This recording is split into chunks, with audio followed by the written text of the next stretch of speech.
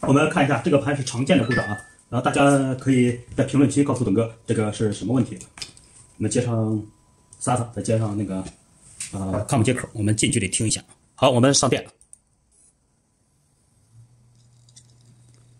好的，听到这种声音立刻断电。不知道大家猜对了吗？啊，在评论区告诉我。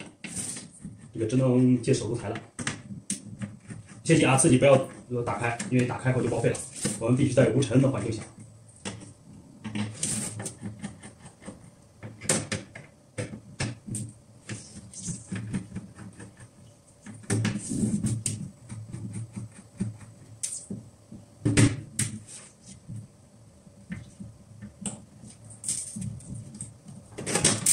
我们主要是看盘片，如果盘片很糟糕，这数据也很难搞定。